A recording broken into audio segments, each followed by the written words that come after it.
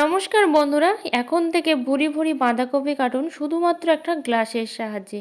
আজকের প্রথম যে টিপসটি তোমাদের সাথে শেয়ার করব, দেখো রসুন কাটতে কিন্তু আমাদের অনেকেরই সমস্যা হয়।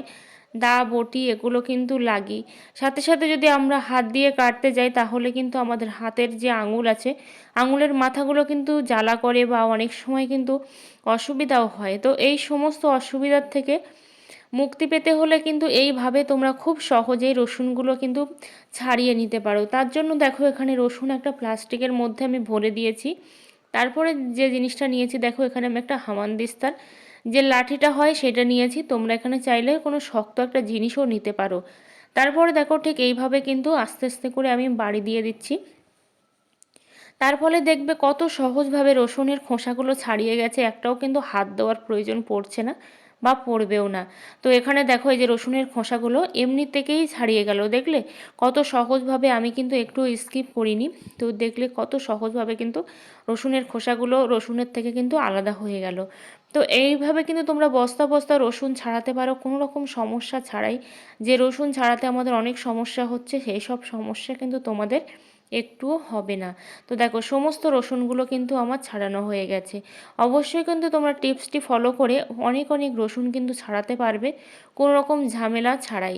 তো দেখো সমস্ত রসুনগুলো কিন্তু আমার ছাড়ানো হয়ে গেছে, আর কত কম সময়ের মধ্যে আমি রসুনগুলো ছাড়িয়ে নিতে পেরেছি। যদি টিপসটি ভালো লেগে থাকে অবশ্যই একটা লাইক কমেন্ট করে দিও। পরের যে টিপসটি তোমাদের সাথে শেয়ার করব, এখানে নিয়েছি একটা, দেখো লিকুইড সিঁদুরের কৌটা। এর মধ্যে কিন্তু একটুও সিঁদুর নেই, তোমরা কৌটাটা ভালো করে ফলো করলেই বুঝতে পারবে একদমই কিন্তু সিঁদুর নেই। তো এই কৌটা দিয়ে আমি কি করব সেটাই তোমাদেরকে দেখাবো। কারণ আমরা প্রত্যেকেই কিন্তু এখন লিকুইড সিঁদুর পরতে বেশি পছন্দ করি, কারণ এই সিঁদুরগুলো কিন্তু উড়ে যায় না, লং লাস্টিং হয়, তারপর এলোমেলোও হয়ে যায় না, দেখতে খারাপও লাগে না। সেই জন্য কিন্তু আমরা সবসময় লিকুইড সিঁদুর ব্যবহার করেও থাকি। কিন্তু বাড়িতেই খুব সহজে কিভাবে লিকুইড সিঁদুর আমরা বানিয়ে ফেলতে পারি, কোনো রকমভাবে বাজারে যাওয়ারও কিন্তু প্রয়োজন পড়বে না। তো এখানে নিয়েছি দেখো যে গুঁড়ো সিঁদুর বা ডাস্ট, সেইটা নিয়েছি। নিয়ে এই সিঁদুরটা আমি এখন কি করব, দেখো এই সিঁদুর দিয়েই কিন্তু আমি একটা লিকুইড সিঁদুর তৈরি করব বাড়িতে একদম সহজভাবে, দোকানের কেনা সিঁদুরের মতো। তো এখানে দেখো একটা ছোট্ট কাগজ কিন্তু টুকরো করে নিচ্ছি, কারণ এই টুকরো করে না নিলে আমি সিঁদুরটা খুব ভালো করে কিন্তু ঢোকাতে পারবো না, যেহেতু এই লিকুইডের মুখটা খুবই ছোট। সেই জন্য প্রথমে এরকমভাবে একটা কলকে টাইপের করে নিলাম। তারপরে দেখো এই কৌটার মুখের মধ্যে কিন্তু ভরে দিলাম। একটু খেয়াল রাখবে, যেহেতু লিকুইড সিঁদুরের মুখটা এতটাই ছোট যে সিঁদুর কিন্তু সাইড থেকে পড়ে যেতে পারে, সেই দিকটা কিন্তু তোমরা অবশ্যই খেয়াল রাখবে। এইভাবে আস্তে আস্তে দেখো সিঁদুরটা আমি ভরে দিচ্ছি কৌটার মধ্যে। আর নিচে সেই জন্য একটা কিছু নিয়ে নিয়েছি যাতে করে সিঁদুরটা পড়ে না যায়। তারপরে দেখো আস্তে আস্তে কিন্তু কৌটার মধ্যে আমি ভরে দিচ্ছি এই লিকুইড সিঁদুরটা। আর এমন সুন্দর একটা সিঁদুর তৈরি হবে, যেটা কিন্তু তোমরা যদি একবার তৈরি করে নাও তাহলে দ্বিতীয়বার কিন্তু বাজার থেকে কেনার প্রয়োজন পড়বে না, বা মনেও করবে না যে বাজার থেকে সিঁদুরটা কিনে নিয়ে আসি। তো দেখো আস্তে আস্তে কিন্তু আমি অনেকটাই সিঁদুর এখানে ভরে নিচ্ছি, যাতে করে আমি বেশি করে তৈরি করতে পারি আর অনেক দিন ধরেই কিন্তু ইউজ করতে পারি। এবার দেখো এর মধ্যে কিন্তু ভালো করে আমি ভরে নিলাম সিঁদুরটা। তারপর দিয়ে দেবো এর মধ্যে গোলাপ জল।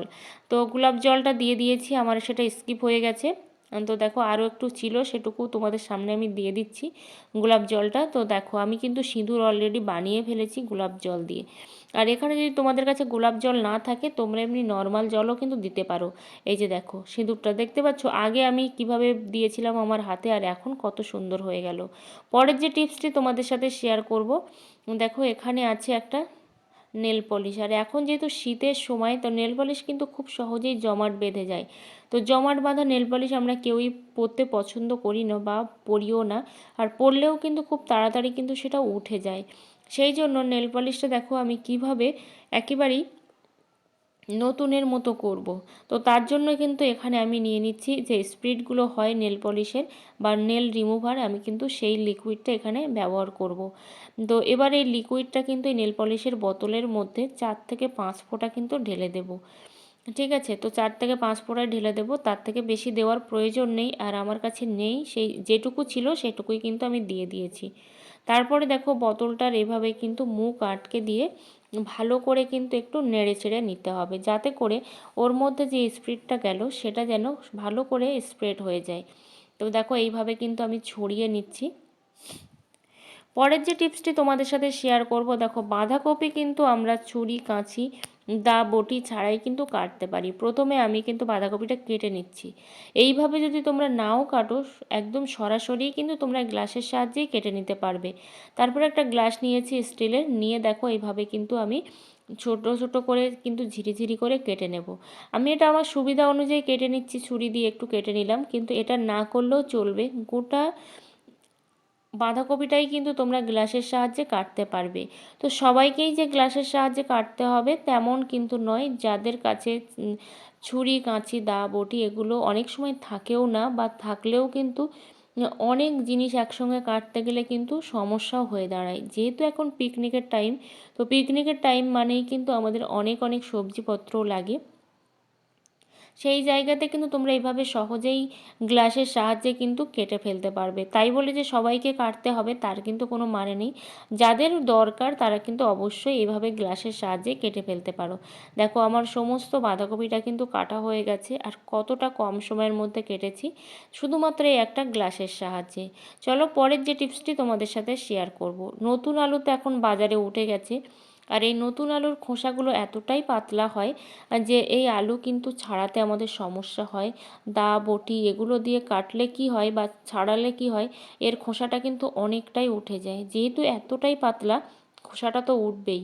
তো সেই জন্য কিন্তু এখানে নিয়েছি দেখো একটা স্ক্রাবার। তো এই স্ক্রাবার দিয়েই কিন্তু আমি এই খোসাটা তুলে ফেলবো।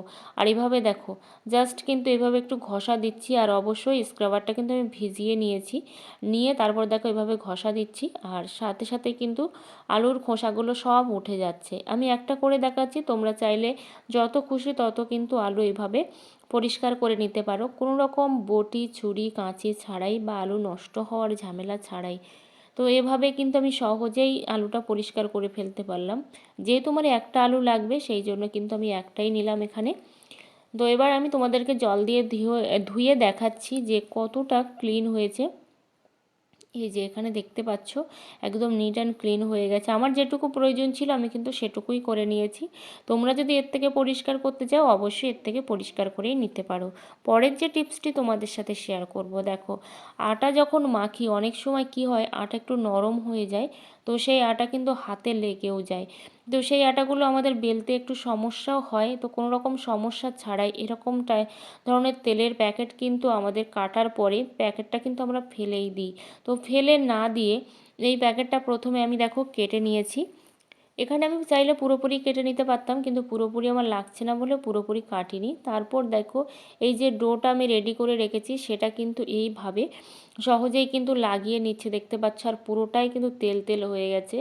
তোমরা লুচির যে ময়ানগুলো দাও তার মধ্যে তেল দেওয়ার কিন্তু প্রয়োজন হবে না। এরকমভাবে যদি তোমরা ডোটা তৈরি করে পরে এইভাবে কিন্তু তোমরা তেলটা মাখিয়ে নিতে পারো, তাহলে অল্প তেলের মধ্যেই হয়ে যাবে। কারণ আমরা কিন্তু এখন তেল খুবই কম খাই, সেই জন্য কিন্তু অল্প তেলের মধ্যে হয়ে যাবে। কারণ এই প্যাকেটের গায়ে কিন্তু অনেকটাই তেল লাগানো ছিল।